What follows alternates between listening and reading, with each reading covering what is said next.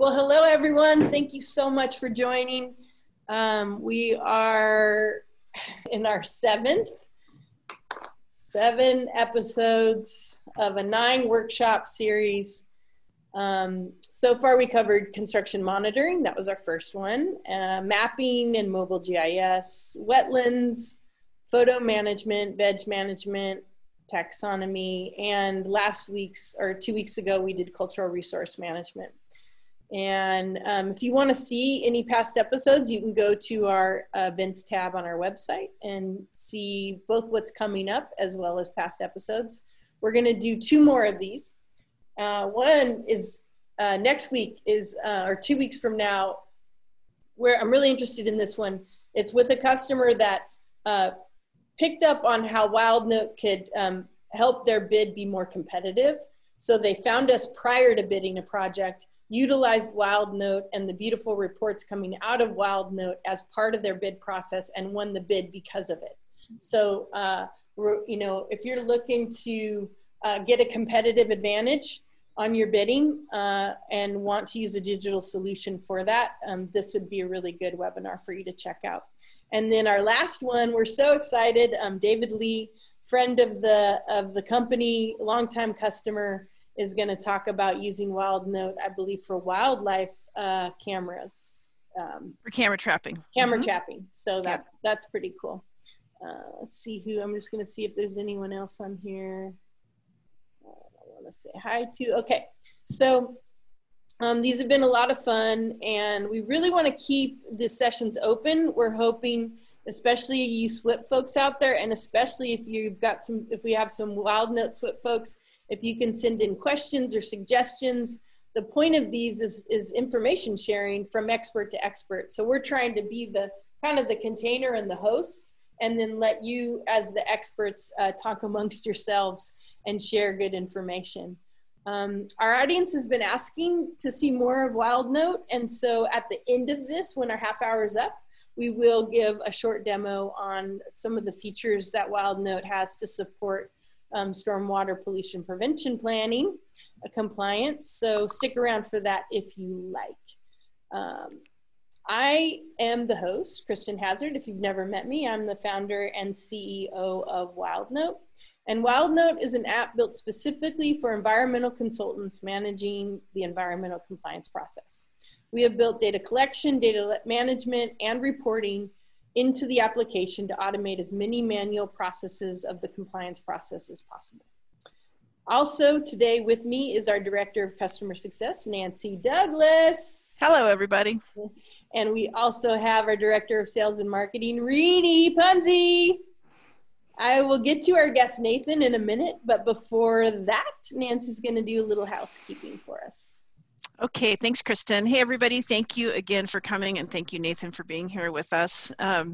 There's a couple of ways to communicate with us during the workshop. The first way is via chat. So if you want to post a link to something or you have a technical question, you can either send it directly just to the panelists, or you can send it out to the panelists plus everybody else. If you have a specific question, please post that in the Q&A area. You just scroll down to the bottom of your screen and click Q&A, and you can post a question there, and we'll either answer it live, or one of us will type out the answer for that. And then if you have any ideas for us for upcoming episodes, please feel free to share that as well. And just so you know what to expect, the basic format is that we're going to start with Kristen sharing information about our guest, and then we'll learn how and why they've incorporated technology into their workflow for SWP and what problems they're trying to solve. And then we'll open it up for questions at the end. And if there's time, and hopefully there will, because it's a favorite segment, we'll talk about Nathan's go-to apps in the field, other things that he uses. And just on a final note, since we can only have virtual lunch with all of you, we're working with the company called Territory Foods to provide meals to frontline healthcare workers. And we choose them because everybody knows someone who is putting their lives on the line right now for the pandemic. And so far, we've been feeding it forward. In your presence at the workshop has, this in the previous workshops has allowed us to generate 443 meals that have gone to frontline workers. And it's kind of a 2 for 2-for-1 deal. So for every 2 meals that we pay for, they throw in 1 more. So it's pretty cool. So thanks for being here and contributing to that effort as well. All right, Kristen, let's hear about Nathan. All right. So we are so pleased to have Nathan Wright. He is an environmental scientist with Citizens Energy Group. Citizens is in Indianapolis, Indiana. He's doing field work and environmental compliance. Most of his time is spent working on stormwater pollution, erosion control, and spill prevention countermeasure contingency plans. He has 2 years experience in EH&S work and 1.5 years in environmental remediation. He is also a certified commercial drone pilot, 40-hour SWPPP trained, and is slowly mastering GIS. Maybe you can help us with that too, Nathan. When not working, he can be found in a park reading a book or at home whipping up a new concoction in the kitchen. Nathan holds a BS in environmental science with a concentration in water resources from Indiana University, Bloomington. Welcome, Nathan. Thank you so much for coming. It's a pleasure to be here. Thank you for having me. So you got before we get into, you got a good book recommendation for us? Ooh, I actually just finished reading The Martian this past week. I'm a little late to, the ball game for that, but it was utterly fantastic. Did they make a movie eventually out of that too? They did, yes. Yeah, I heard that was a great book. So I was just telling Nathan that 1 year ago, I moved from San Luis Obispo to Indiana and lived in downtown Indianapolis. And Wild Note was so lucky to be a part of a Techstars Startup Accelerator program there. And as part of that program, the first 3 weeks were crazy. We met with mentors for 3 weeks straight. We met with people every 20 minutes. And one of the mentors that I got to meet with was named Michael Stroll. And he's from Citizens Energy. And then he connected me with Ann MacGyver. And then Ann connected me with another Nathan, or is it Nate? Is it Nathan and Nate, or? Nathaniel Berg. Nathaniel, right. And then we were actually able to get Citizen Energy using WildNote, and they're using it specifically, I know, for SWPPP. So it's pretty cool timing in terms of our 1 year anniversary from starting that program and being in lovely, lovely Indiana. So super happy to have you here on this year. We like to start this the episode out with stories from the field. And what we'd like to do, Nathan, if you have a crazy, beautiful, wonderful, lovely, any kind of story from being out in the field that you could share with us. Sure. So this story is from when I was doing environmental remediation. And the field work for that can be long and intense. And so what I learned from this was from my coworker, Johnny. We were doing vapor intrusion testing using SUMA cans. Let me show this for people who aren't familiar with it. You're going to share your screen? Yeah. That should have been our poll question. How many people know what a SUMA can is on the There call? we go. Yeah. So this is the SUMA can. This is a new model SUMA can with a turn valve. The old model cans have flip top valves. And unfortunately, they ship these to and from the lab, and the flip tops occasionally break off in transit, leaving you completely unable to use the can. Yeah. And so that day we had one can that the tab broke off. The day had already been 13 hours long. We had done a ton of samples, and we needed this specific spot that we were testing at. We needed that data point. And so after 13 hours and being unable to figure out how to get the valve open, I was ready to call it quits.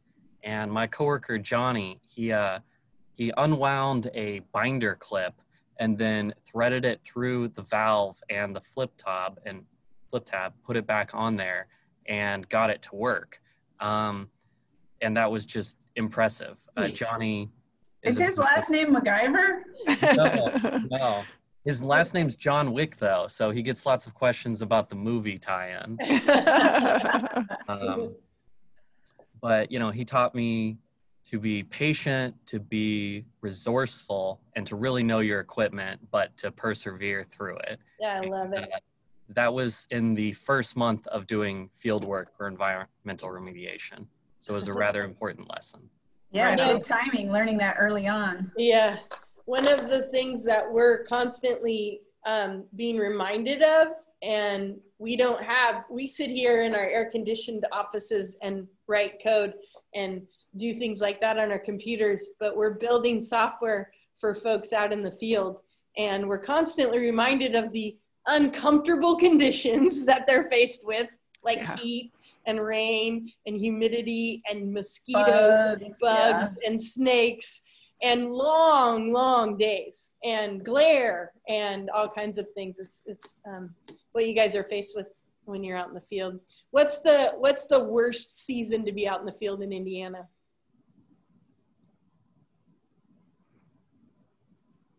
Probably the winter. Okay. You know, there are things you can do with the summer. You drink more water, you rest more. Winter is just makes everything so much harder with gloves. And, you know, if you're working with water, you've probably got 2 sets of gloves on. Right. One to stay warm and another for waterproofing or preventing sample contamination. Okay. Wow. And then, you know, the wind, when the wind chill gets real bad, it just goes right through you and, you know, wreaks havoc on your lips and your face. Oh, I bet. Yeah. So I got a little wind chill in Indiana right while we were there. We got to live that.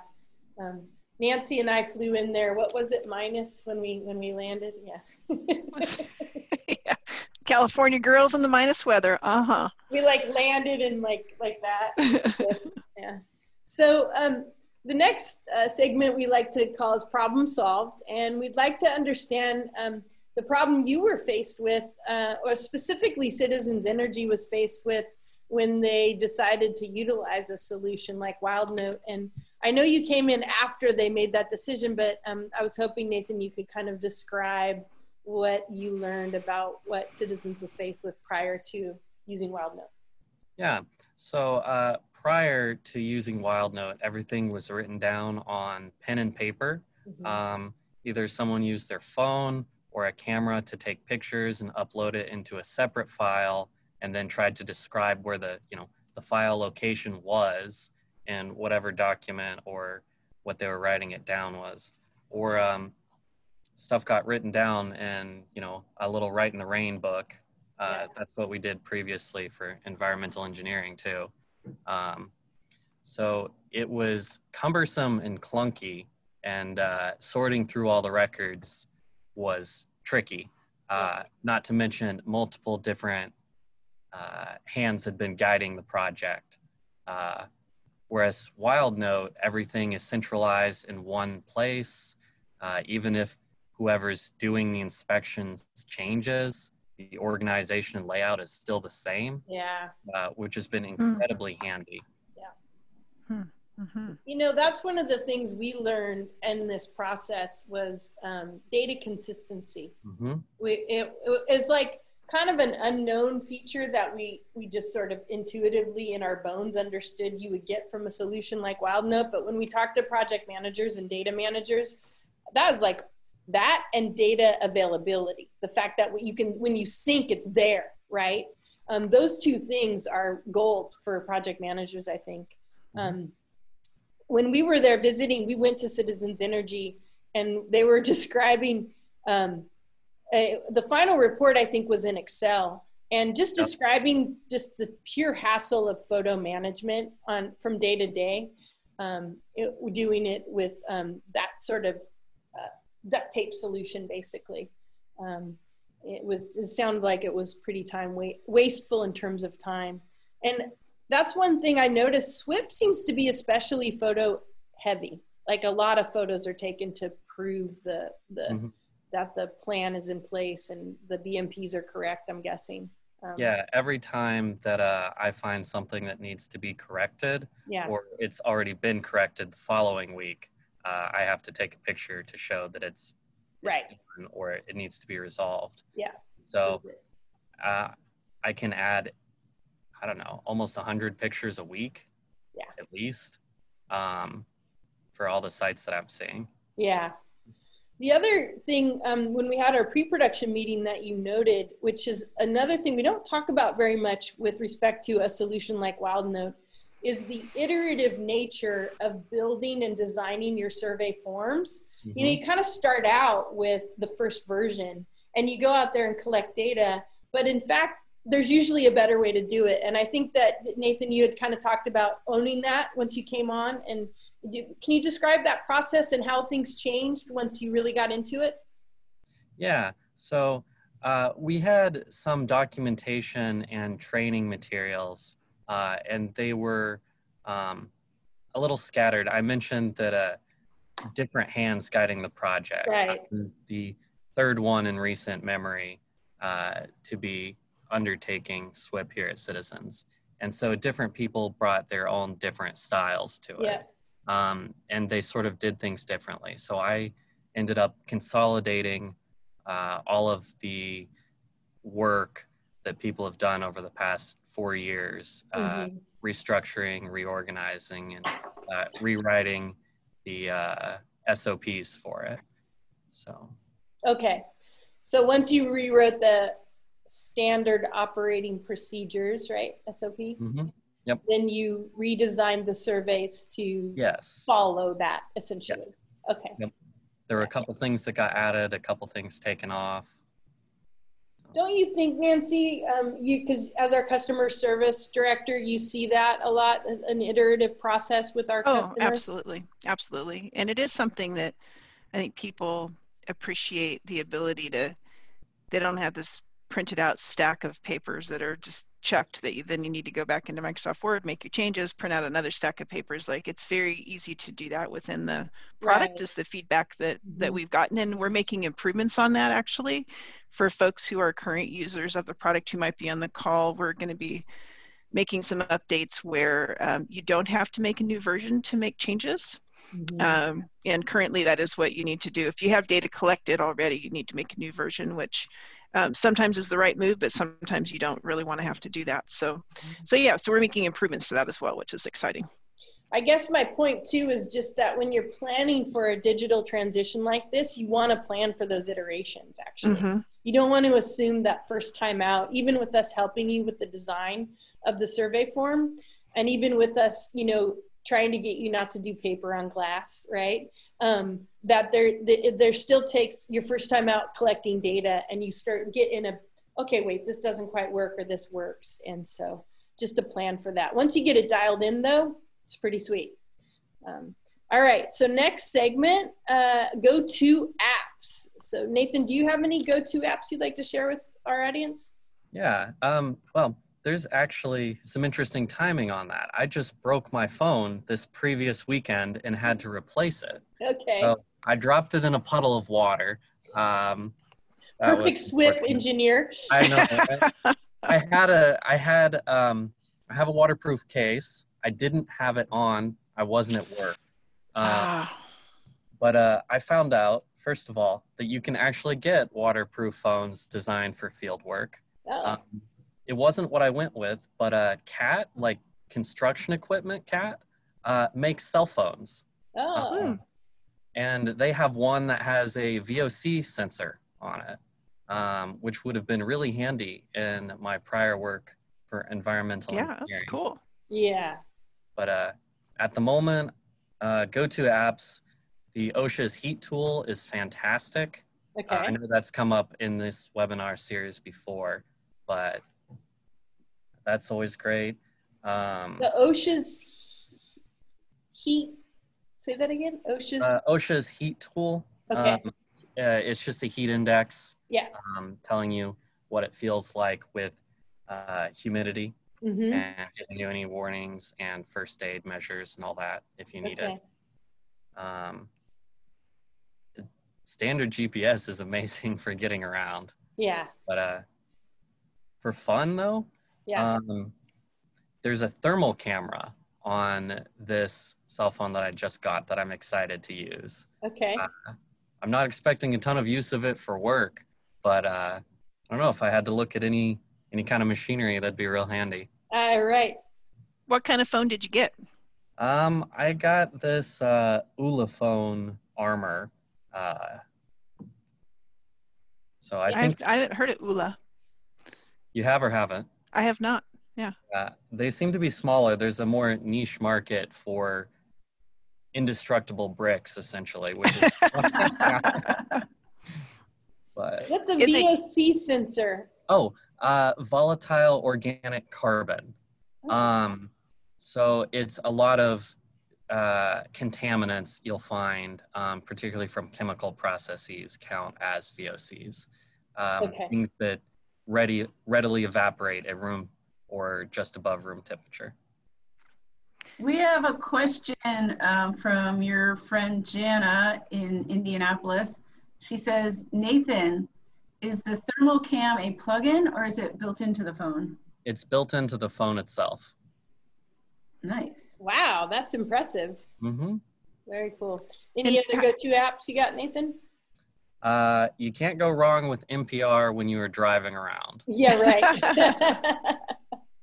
Yeah, I used to drive a lot more, and definitely podcasts were the thing for me. Mm-hmm. So, yeah. That's great. Could you repeat the phone name again? I can do you one better and type it. Yeah, there you go. Ula. Is there anyone out there that has any questions for us or Nathan? Any SWP questions or questions about dealing with compliance or the process or anything like that? Now would be a perfect time to pop those in. Or if you want to share any processes that really work for you when proving SWP compliance, that would also be, I'm sure, much appreciated by the group. The next segment we have is Kristins' crazy ideas, and I was thinking about how we could better improve WildNote for SWP, and I think there was a couple things I was thinking about, Nathan, and then I'll ask you what maybe you should start. Do you have any burning things, or should I go first? Something crazy ideas. Something that I've seen for other, it's not for SWP specifically, but I've seen some software where you can take a bunch of pictures and it will stitch them together and you can sort of do like a 3D walkthrough. Oh, cool. So essentially just like an extension of, you know, what's already there with WildNote's functionality for pictures. Yeah. It can be real handy just to see things right adjacent to whatever picture you took. Oh, yeah. That, you know, maybe you didn't necessarily think was a problem, but then someone reviewing the site visit for an unrelated reason was like, oh, hey, that's not good. Yeah. Yeah. I was just looking up, I continually am surprised at the number of pictures that are uploaded through WildNote. I was just going to look at the latest number there when I go to my metrics page. Yeah, we are 140,000 photos uploaded so far with the tool like WildNote. It's pretty amazing how useful pictures are with with a tool, and especially with compliance, improving compliance. All right, so it's 11:26. Rini, you want to talk about our poll? I have a quick, sure. There's also another quick question. Yeah. Okay. And actually, Anita sent this in, but I think it's a relevant question to ask. Nathan, can you quantify, is there time savings using a tool like WildNote for SWP work? Absolutely. Again, I came into Citizens with WildNote already being in place as opposed to doing the pen and paper before. But if I was going to use something like WildNote when I was writing stuff down in, you know, logbook, in the front end, 30 minutes to an hour every day for field work. But the back end, when you actually have to talk to the project manager 3 months down the line, days easily. Yeah. When they have an unrelated question, or you don't have to go digging through files, easily save you so much time on the back end. Yeah. That's something that one of our folks that's on the call, Denise, her boss at K2, Maria, said the same thing. She said she's not a day-to-day user of the tool because she's the she's the chief, but when she needs to go back and find supporting evidence for something that's occurred months before, it saved her a lot of time for that. So it's interesting to hear that that's something that needs to happen in the SWPPP world as well. Yeah. And there's a question from Judith Graves on here as well, but Judith, if you could rewrite that, I'm not quite sure what you're asking. She's redoing their website. Are there any recommendations since may now need to actually be marketing due to the new normal? So I'm not quite sure. Maybe you girls know what she means by that. Environmental consulting website? Let's see. Why don't we go to the poll while we figure that one out? Okay. Yeah, so the poll, 2 big questions. How many sites are you responsible for inspecting each week? So this is interesting. Over half the people said 0. So I don't know if they're watching this because they're getting into SWPPP, or maybe it's just not something that happens that often. And then the next category, 1 to 5 sites each week. That seems to be the highest. Almost a little more than a quarter of the folks fall into that category. And just tricklers, the overachievers with 6 to 10 and 11 to 15. How about you, Nathan? How many do you inspect? Every week, or whenever it rains, 18. Wow, that's a solid number. Yeah. Yeah. So you are the outlier, at least in this group. In this group. Yeah. Appears and so. Then, I'm sorry, what's that? I just said it appears so. It appears so, yeah. So how many people are still using pen and paper? And the answer is 50% are not using pen and paper, and 30% are, and 22% it's NA, or 20%. Let's not be doing SWPPP, basically. Yeah. Yeah. For those folks who are not using pen and paper, it'd be super interesting to have you put into chat what kind of other tools you are using to share with your colleagues, what kinds of things you're using and having success with. All right, great. All right, let me share my screen here. All right, well, thank you, Nathan, so much for joining us today and talking about your experience with WildNode and your 18 visits a week or at a rain event. If you want to contact Nathan Wright, you can see his email address is off to the left here on this slide. And like I said, next week, or next 2 week, next webinar, we will be doing Building Better Bids by Leveraging Technology with Rob Pelletier of Heritage Environmental, another Indiana company that we connected with while we were there for the program. Heritage is near and dear to my heart, that is for sure. Great company, and they housed us and hosted us for the program out there. And let's see here. Like I said, if you want to see past solutions, past webinars, you can go to our events tab. And these are the next 2, September 22nd, Building Better Bids, October 6th, Wildlife Camera Trapping. And then after that, we'll continue to do some good stuff, maybe some solutions on the platform. Thanks again, Nathan. And if you want to stick around, folks, for a SWPPP demo, Nancy will start that in a minute. Okay, everyone, thanks. Bye-bye. Thanks, everybody. Okay. All right. Okay. Looks like folks are sticking around. Cool. We can, so anyone who's still sticking around, feel free to chat. Maybe Rini, you could watch the chat while we're going through this. That's great. So quick overview of the WildNote platform, it's two pieces. So we have the web application, which is a cloud-based tool, and you access that then, of course, using your browser, and that's what you see. Oh, I need to share my screen. Stand by. Stand by. Okay, share screen. Okay. All right, here we go. So that's what's on the screen right now. This is the WildNote web app, and this is the dashboard page that you come into when you log in. In addition to that, there are corresponding applications for iOS and Android devices that you download onto your phone. It's not a traditional thing where you go to the App Store, grab the WildNote app, and away you go. The apps that you get from the App Store are companion apps to really this power horse that's on the web.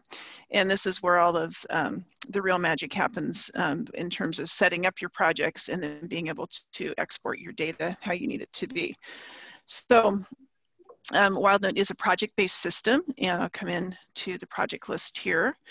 And this is our sales sandbox here. And each one of these cards represents a project. So in Nathan's case, there would be, how many different projects do you have going, Nathan? Is it one for each of your sites?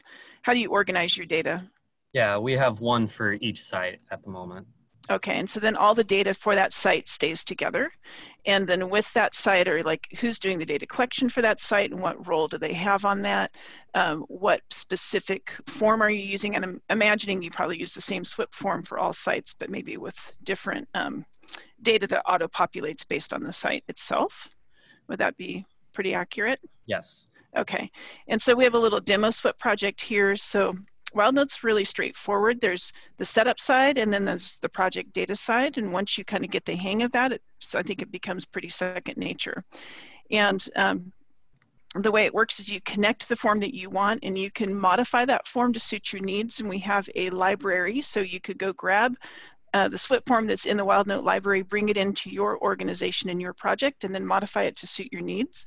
Or if you're feeling really industrious, you could build something completely from scratch based on an existing form that you already have. So I'll show you what one of the forms looks like on the front end. One of the nice things about WildNote is you can collect data both with your mobile device, and then you sync that data when you get connectivity back to the web platform. But if something happens to your device, like Nathan's phone dropped in the water, had that happened at work, he might have had to resort to his Wright in the Rain notebook, and he might have had to come back into the office and input his data, and you can do that on the web app. So that's what you're seeing here. So this is an example of a SWP survey, and I'll just slowly scroll through these. For those of you on the call who are SWP experts, you'll recognize a lot of the standards. One of the questions, when you're talking about crazy ideas, Kristin, I know one of the requests that we've had for, there's two requests that we get for SWP, and I think they would be great improvements. One is the ability to pull in weather right into the actual form, like grab the weather for the day and just have it populate. I know one of the ways that some of our SWP folks get around that is they just screenshot the weather from a weather app, and then they put it in as a photo. Right. So that's something that people do. The other thing is this concept of having to track your non-compliance issues and being able to quickly identify which surveys had a non-compliance event and then be able to kind of close those out as they get rectified. What do you think about that, Nathan? Sorry, how do you, the idea of tracking your non-compliance issues and then close them corrective actions? Corrective actions, yeah. Yeah. So sorry. So in other words, how do you track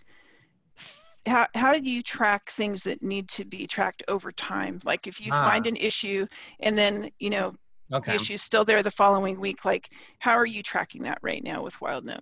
Yeah, so at the moment, we are duplicating previous week's survey and then removing anything that's been fixed after a week after it's been documented. And if it hasn't been fixed, it'll stay on there for the next week's survey.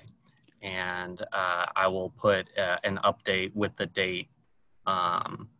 If anything is changed, they made partial corrections to it, or I talked to anybody with the ability to fix it. And so when you say remove it, you're literally deleting that from the duplicated yes, from survey? the repeater section in the survey. Okay. All right. That's cool. That's actually clever. I think we could do a better job with that. Some way of allowing that connectivity between surveys. I don't know what the solution is because we leave that to the great brains like Kristin, but that's a common pattern. With the platform, there's two ways to track the best management practices, the BMPs, across site visits. And one way is the duplication method, and I think K2 uses that as well. So they basically add a new repeater for every BMP, and then they track how that's going week over week by duplicating the surveys, and it works just fine. And another way is that when you're designing the survey form, you can make a new section for each BMP. And then you basically fill out the form. You can either duplicate or not. And if you don't duplicate, you still have that structure in place to fill in that data. So that's the way that we support those on the platform at the moment. And we also rolled out recently this idea of survey statuses. Are you using that at all, Nathan, where you can track, like if there's an open issue within a particular survey, are you using that functionality? Not yet, but it sounds like I need to.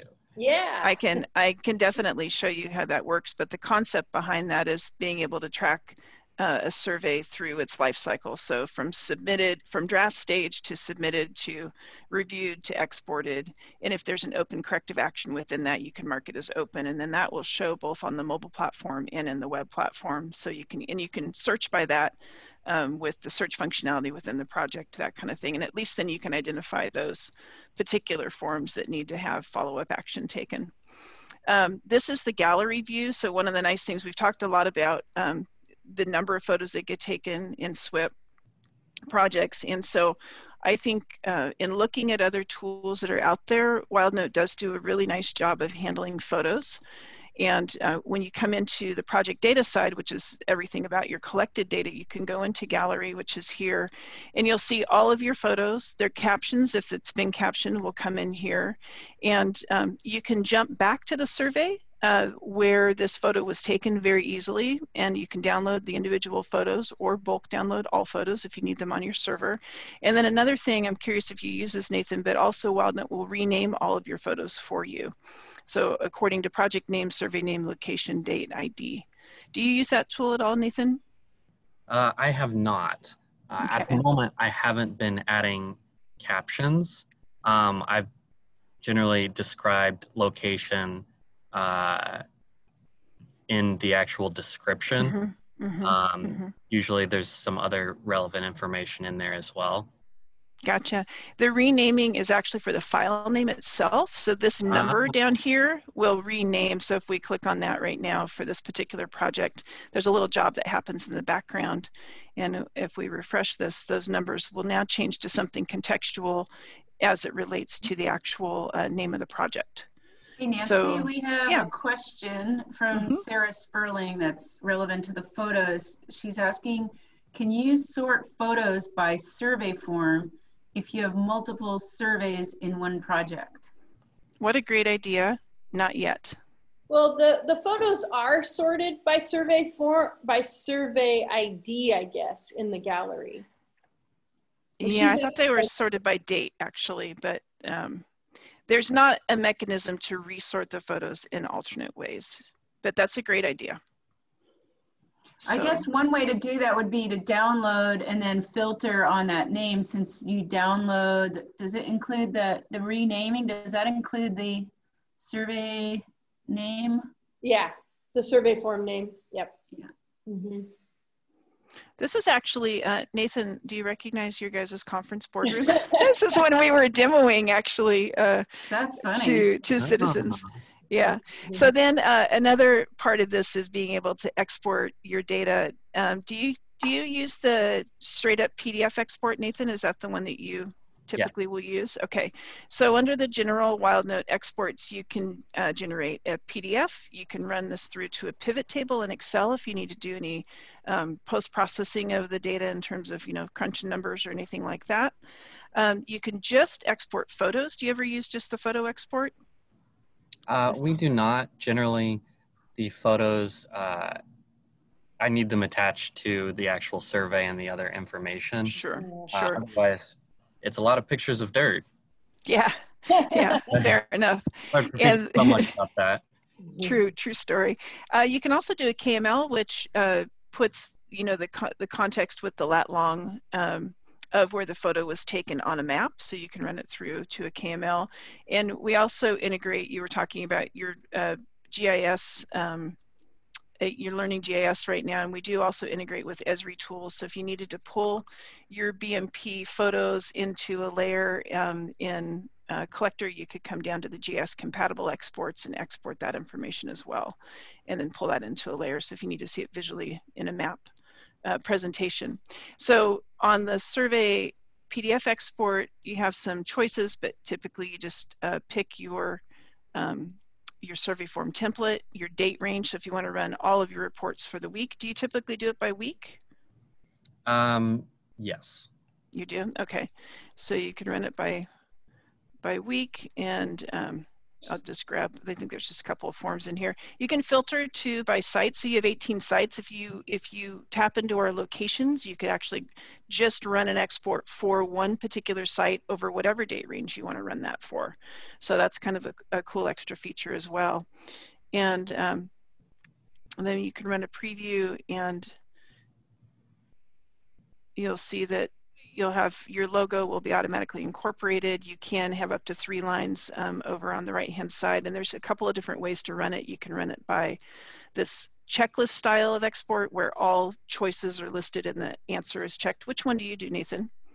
We're using the standard option. The standard, yeah. So then you can do it by standard, which then gives you a little bit tighter thing with just the question and the answer. And we recently rolled out the ability to control the relative page widths between questions and answers, the percent of the page taken up with questions and answers. So you have some control that way as well. Have you seen that, Nathan, by any chance? Has it ever bothered you that you only get a little bit of width on the left there? It has not. Okay. Yeah, sometimes people want to control the question and answer width, so we added that. So you can now, depending on the size of your questions and the size of your answers, you can kind of make the report balance a little better, a little less white space, essentially, is what people are looking for sometimes.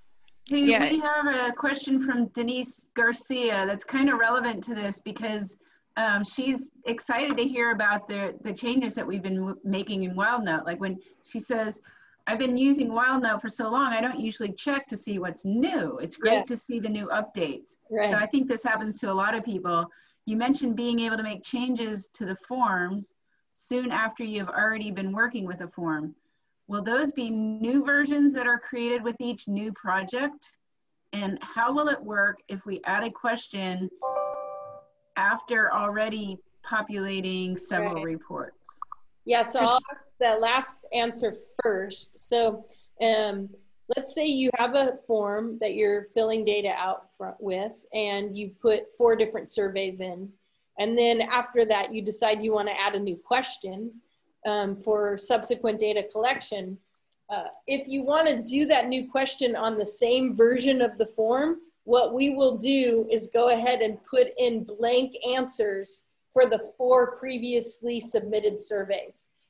And we do that so that we have complete data integrity with the structure, and so that you can go in and retroactively fill in that information on the previous surveys. Now, if your data integrity is such that you don't want blank answers added and blank questions added to those 4 surveys, then you would reversion and then duplicate and reversion. And that way your 4 are set in stone. You didn't add anything to them, but you add the new question to the new surveys that you're going to go collect data for. And that's what Nancy was alluding to earlier, where sometimes you want to do it one way and sometimes you want to do it the other way. So we're striving to support both. And that is not available right now to the regular user, but if you have surveys that you want questions added to, we can do that for you currently. Yes. So just get in contact with me directly and I can help you with that. Yeah. Is there another question, Rini, that I saw up there, or was that it? I think, let's see. Perfect, thank you. The question was a thank you. Okay, very good. Yeah, so that's basically it. Nathan, for the people who are on the call, how would you find the mobile experience? Is it fairly easy to use on mobile?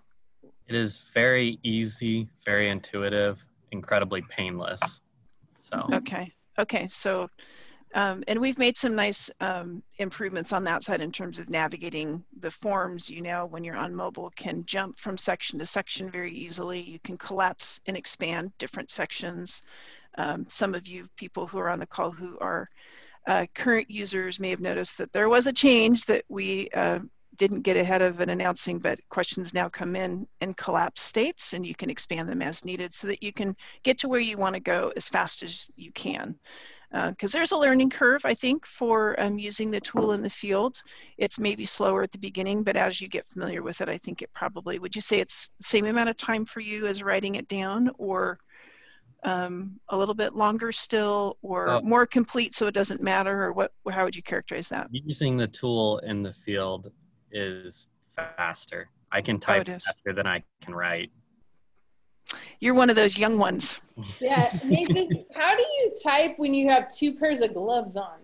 And how does it recognize your touch? Well, I have not done a winter yet with WildNote. That'll be interesting. But, apparently this funky new phone has a gloves mode. No way. Oh. Yeah. Wow. So you hold up your phone? Yep. Okay. Oh, it looks kind of like a regular phone, not too clunky. I mean, until you feel it in person, it's a brick. Completely a brick. Right. Self-defense. Have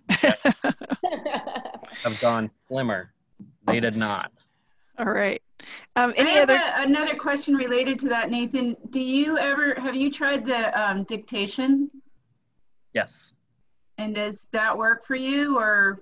It has worked. Yes. I don't use it regularly because my phone's interpretation of the dictation doesn't always type what I'm saying.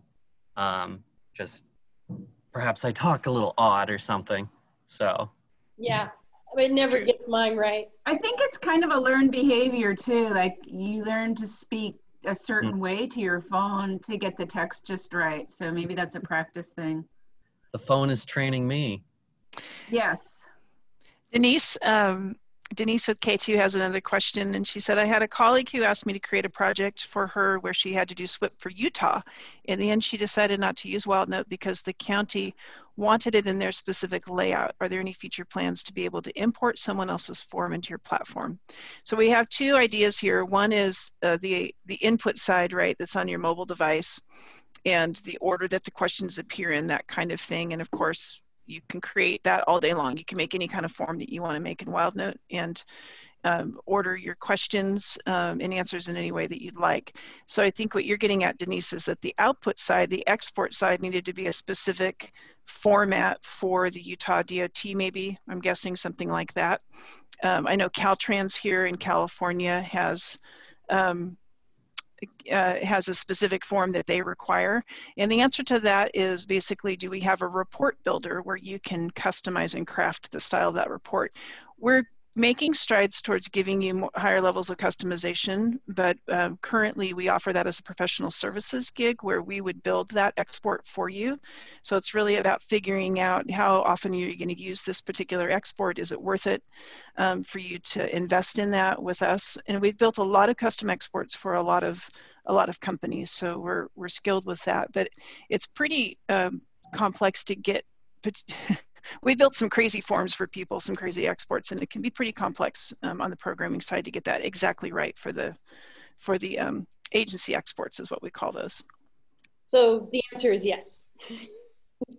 The answer is your ability to do it yourself is a longer term prospect, but we can do it for you. That's the answer.